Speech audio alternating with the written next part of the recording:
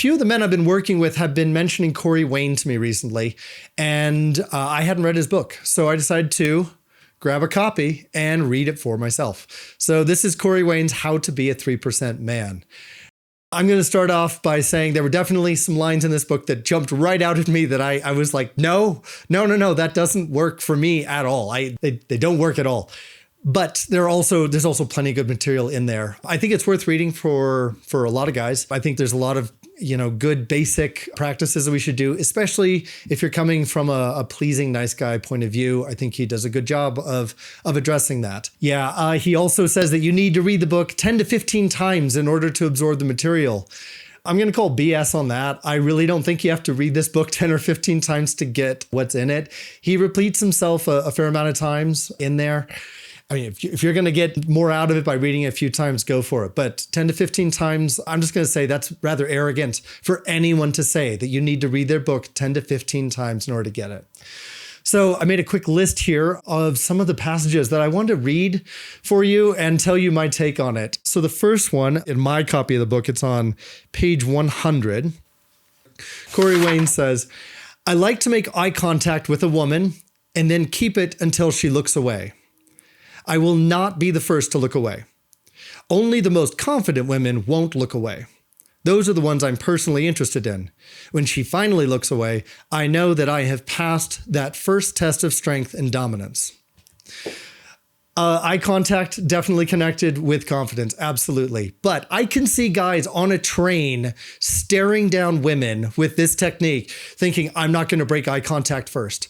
Horrible, horrible idea. If that's what you're thinking when you're doing this, is every time you make eye contact with a woman, you need to not break it first. This is an experience I've had with other men. When guys do this with me, that's a prelude to a fight a lot of the time. Like, I'm not going to look away. Guys, this isn't a staring contest. Make eye contact. Don't be afraid. So here there's a basic predator-prey body language aspect that comes into it. Prey is afraid of being seen, and they will dart their eyes around like this without moving their head. They're afraid of it. Predators that are naturally more relaxed will turn their whole head, look with confidence because they're not afraid of people seeing that they're looking at them. I believe what he's trying to say here is show women clearly that you're looking at them and don't look away because you're nervous that they've noticed you doing it. I believe that's what he's saying. But the idea that I will not be the first to look away, that sounds like some fifth grade, little boy in the playground kind of stuff. Have a more organic way of doing it. Look back at her, go up and approach her, talk to her. But hard and fast rules like that, you don't need to prove your dominance. Your confidence does not need to be communicated by your not breaking away eye contact. Okay, another passage I wanted to share with you all is, let's see. Yeah, you should always come from the place and assume that all women want you. No, not a good way to do it. If you're assuming that all women want you, that's taking on a mindset of arrogance. Arrogance is, I am better than this woman's other options. Never, ever, ever should you be coming from a place of, I am better than someone else. Confidence is simply, I am good enough too. I know what I'm worth and I know what I have. The idea that I am, again, assume that all women want you, this isn't realistic. This isn't reality. This isn't even a trick that you want to play in your own mind is you look around the room and go, well, all these women want me. I'm going to walk up like they all want me. Guys, no, she's going to see through that. You need to walk up with the confidence of saying, I know what I'm worth, and we'll see if she wants me. And even more important than that, I'm going to see if I actually want her. She looked good from a distance, but once I interact with her, is she someone that I actually want to interact with? Assuming that all women want you is completely insane. And to piggyback onto that, I think this passage is similar. He should be in that space of feeling confident of who he is and that he is giving her a great opportunity by coming up to speak to her. Again, for me, this absolutely reeks of arrogance. I'm giving her this wonderful opportunity that I'm going up and speaking to her. No. Yes, of course I'm giving her an opportunity, but is it a great opportunity? No. What is this comparison that you're making in your mind? You go up and you be who you are. If you're having a lot of doubts inside of yourself, yes, you want to get up to the place where you measure up with everybody else. But the idea that you are this great opportunity compared to anybody else is absolutely toxic. And it's toxic to yourself. You are going to erode genuine confidence by thinking these sorts of things when you approach women. All right, another passage in the book that I wanted to look at. This is on page 17. I later learned that it is a scientific fact that women are more attracted to men whose feelings are unclear. This is actually a line that I saw repeated in the book, I don't know, at least 5 or 6 times. So that, again, we'll scientific fact, yeah, let's see what exactly the study is on that. But that women are more attracted to men whose feelings are unclear. I think what he's talking about here is that women are attracted to men who have a little bit of mystery, who have a little bit of, there's more to learn about them, that there's a bit of anticipation being built up, and that we don't lay everything out on the table like, we're drama dumping on them, our entire suitcase of baggage. Absolutely. Yeah, I'm behind that. But the idea that women are more attracted to men whose feelings are unclear, I think that's completely false. I've shared this passage actually with a number of women, and they made this ew face on themselves. Never has a woman said, oh my gosh, I just love this guy because he's so unclear about how he feels. It is completely and totally possible to say very clearly where you are and then create anticipation, because she's going to want more of what you've made clear. The entire basis for intimacy is based on the ability to be vulnerable. Vulnerability is clarity. Vulnerability is showing somebody into your world so they can see where they are. Now, that's not an emotionally dependent state. That's not a state of neediness. You can be very clear and very strong and independent at the same time. But the idea that women want a man whose emotions and feelings are unclear, that is absurd. That is horrible advice. Please do not play that game. Yes, you don't reveal everything all at once, but the idea that you should be unclear, that's creepy, actually. If you're not willing to be able to be clear when a woman really asks you a question, you need to be able to be clear and maintain your independence at the same time. Okay, moving on. This one, this passage particularly got to me because I've talked about it a few times, and I've definitely, I'll read it first. Agreeing to or making group dates with her or your friends almost always leads to you getting cock-blocked and rejected. No, absolutely fucking false, okay? When I have a wonderful date, and we've only been out, 2 or 3 times or something, and I invite her to something where I have great friends, we're going to a concert, we're meeting up at a bar, we're meeting up at a roof at somebody's place where they have a pool, and there are other friends around. Nobody gets cock-blocked. Nobody gets removed. I'm showing you my social circle, which is a good one. I'm bringing you into the larger world, which is the experience of being with Dallas romantically.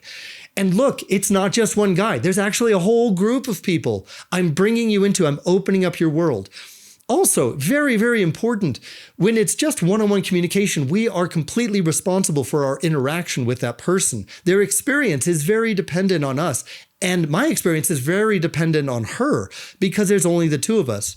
When you open that up to a few more people, we can move more freely. We can kind of move about in the room, at the party, at the pool, at the event, whatever it is. And we take the pressure off of each other. You know what also happens when we take off that pressure? Anticipation starts getting built. She can see how I interact with other people. She can see the effect that I have on other people. And she's watching that from a distance, and that starts to create the anticipation during the date. It's very, very hard, almost impossible to do that when it's just the two of you on a date. The idea that bringing her friends or my friends into the mix as part of the date, that's going to lead to me getting cock-blocked and rejected is fucking wrong. I'm sorry, Corey Wayne, you are wrong on that 100%. All right, next one. Getting a little fired up about some of this. Sorry. I just, when I see some of this dating advice that for me is very, very misleading, it pisses me off. And when I point this out to the guys, that I work with, they're like, dude, yeah, that's pretty lame what he's saying. All right, this one's on page 74. A man is basically ready to make love at the drop of a hat, and his emotions are instantly engaged. Yeah, no, I don't think so. The idea that guys are ready to have sex at the drop of a hat, okay, yeah, that's probably true for a lot of guys in a lot of situations. But the idea that our emotions are instantly engaged is nonsense. I don't know which guys these are based on. I don't know what men you're working with and that are immediately emotionally attached to a woman because he had sex with her. There's the potential for that. One, if the sex is good. And two, if a lot of other things are happening, yes, he might become emotionally attached to her. But no, I don't. That is definitely not an automatic thing that's going to happen when a man has sex. And saying that is, I don't even know where that's coming from. Like, honestly, that seems like a very small minority of men are actually getting immediately, instantly engaged with their emotions because they're having sex.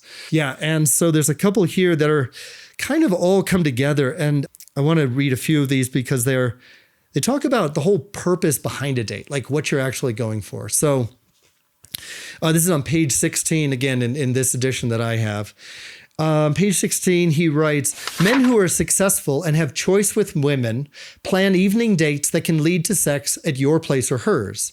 I like to call it a fun-filled romantic opportunity for sex to happen.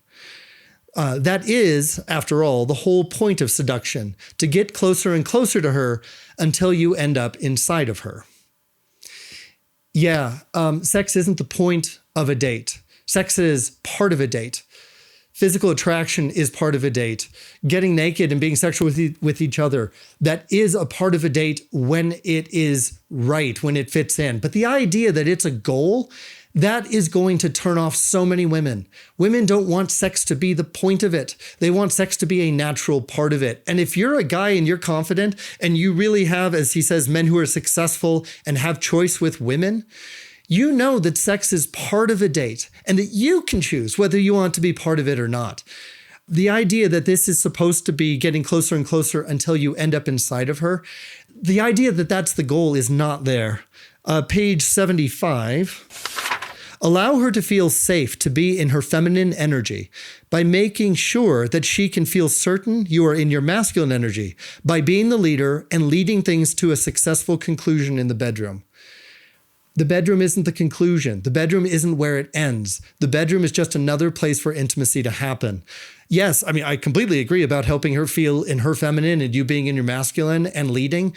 But here, the idea that you're leading things to a successful conclusion in the bedroom, you're imposing the idea of what a successful outcome of the date is based on your priorities.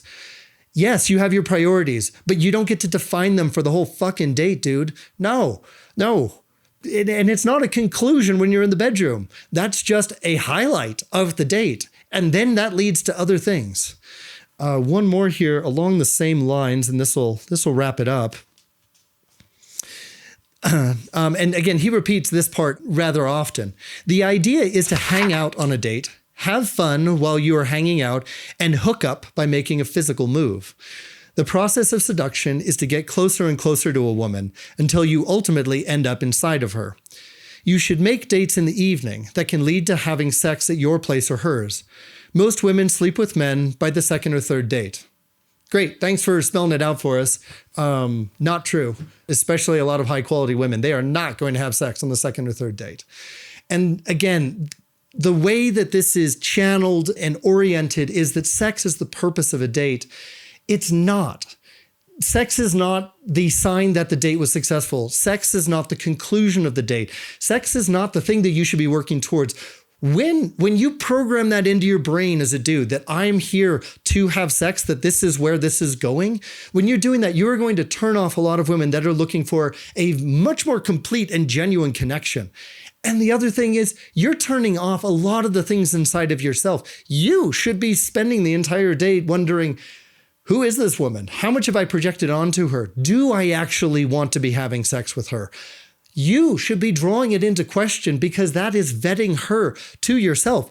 is this someone that I actually want to take to that successful conclusion, as Corey Wayne says? Again, there's some really good stuff in the book. He breaks it down to a simple process, but some of the items that I just listed out there, I'm sorry, but those are toxic programming for a guy to have into his head. Please, please, please be aware of some of those things that I pointed out there. And I only picked some. I had to select from a long list of items that I had issues with. Please be careful with any of the dating advice you're getting from Corey Wayne's book or from other materials. Check in with yourself. Make sure it's actually leading you to where you want to be. All right, guys, thanks for listening. Till next time. Bye.